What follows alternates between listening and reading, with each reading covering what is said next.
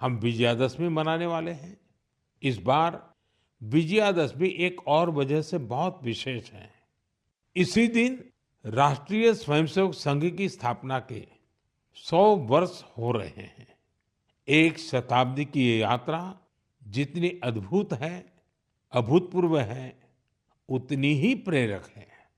आज से 100 साल पहले जब राष्ट्रीय स्वयंसेवक संघ की स्थापना हुई थी, तब देश सदियों से गुलामी की जंजीरों में बंधा था।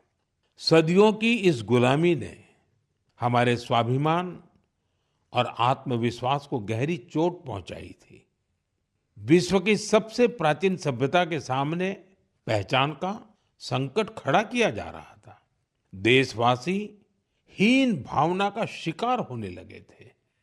इसलिए देश की आजादी के साथ साथ ये भी महत्वपूर्ण था कि देश वैचारिक गुलामी से भी आजाद हो।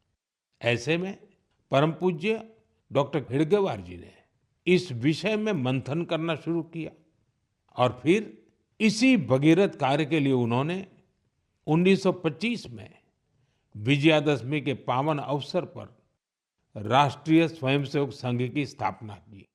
डॉक्टर साहब के जाने के बाद परम पूज्य गुरु जी ने राष्ट्र सेवा के इस महायज्ञ को आगे बढ़ाया। परम पूज्य गुरु जी कहा करते थे, राष्ट्राय स्वाहा इदम राष्ट्राय इदम न मम।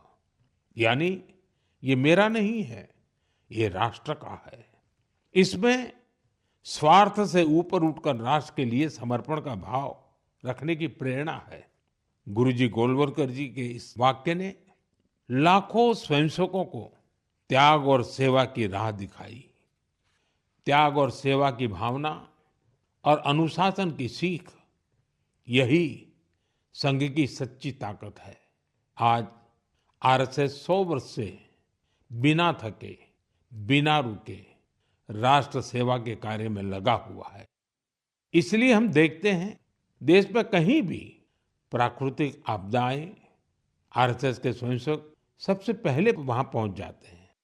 लाखों लाख स्वयंसेवकों के जीवन के हर कर्म, हर प्रयास में राष्ट्र प्रथम, नेशन फर्स्ट की यह भावना हमेशा सर्वोपरि रहती है।